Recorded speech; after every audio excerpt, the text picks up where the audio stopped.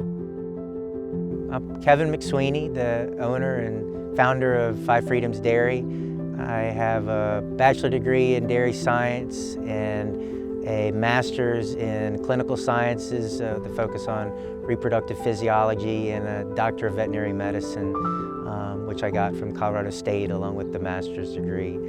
And have been practicing and managing dairies for the last 20 plus years since I finished my master's degree. I started my own dairy 10 years ago as a commercial dairy, managing very similar to other commercial dairies, but about 6 years ago I downsized and changed my management style to focus on welfare, feed less grain, leave the calf together, make sure cows lived as long a happy life as they can, and to provide as good tasting as nutritious products for my local community. The things that we do dramatically different, and we've talked about some of it. The biggest thing is leaving the calves with their mothers for at least 4 months after birth. So in the industry, the standard is to remove calves within minutes to hours after birth, and they basically create no relationship at all. Most everybody's got a name and got quite the personality, and when you milk them, every day and feed them every day and are with them all the time, you really get to know them and their personalities. And on these large dairies where there's impossible to have a human-animal bond, where they're just kind of a bolt or a rivet on an assembly line, that's kind of difficult to see anymore. About 6 years ago, I had managed that way. I'd managed dairies my whole life that way. I'd never seen a dairy not do it any other way. But 6 years ago, I just decided to go cold and started leaving the calves with their mothers, and was immediately shocked by the results. I'd always prided myself in how I fed calves in hutches and raised them and their growth, but I still couldn't compare to what was done with leaving the calves with their mothers. There's so many instances where you see, here's a benefit that I wouldn't have gotten if they had been in the hutches and separated from their mothers. Most dairies feed twice a day, and if that calf is sick, doesn't really feel like eating at that time, that milk's taken away, and 12 more hours is the next time you get to try again. Whereas here, the calf is with its mom all the time, drinking 30, 40 plus times a day, and so if it isn't feeling really like drinking at that time, 30 minutes later, its mom comes, gives it a few licks, perks it up, and you see it drink a little bit. And so it's getting a lot more attention and a lot more nourishment than it would get any other way. And so the calves just do so much better. So that's the biggest thing that we do differently. And I leave them with their mothers for at least 4 months, but usually it's more like 6, 7, 8 months.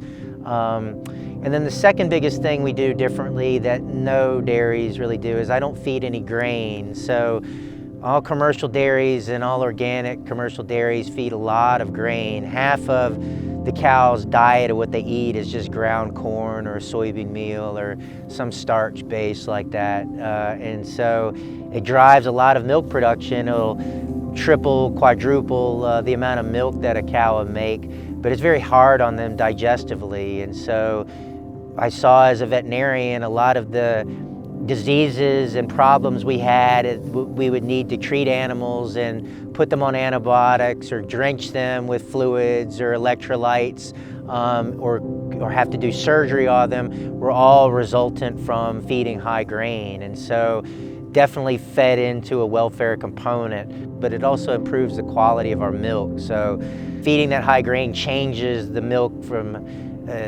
drives the fat component of the milk way down. You'll go from 5 or 6% milk fat at times down to low 3% fat at times on some Holsteins. And so a lot richer milk, but then there's some other components in the milk that are either improved or reduced that improve digestion and the health of drinking the milk for people that are especially sensitive to dairy products. And that higher fat also slows down some absorption and affects people that are lactose intolerant too. Some people that are mildly lactose intolerant can tolerate my milk, whereas they can't with store-bought stuff. So that's another very big thing that we do differently compared to commercial organic dairies. the minimum amount to be pasteurized is 145 degrees for 30 minutes, and that's what I shoot for. So doing the minimum amount of temperature and time in the vat preserves the most probiotic activity and enzymatic activity that's possible. And so I feel it's kind of a close second to what raw milk does.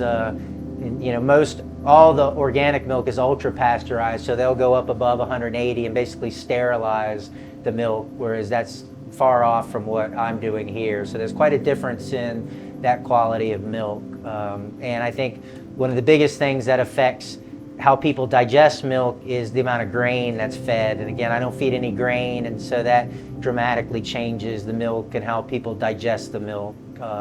And so that, along with low temperature, short time pasteurization in the vat, really makes it the most digestible milk that you can buy out there.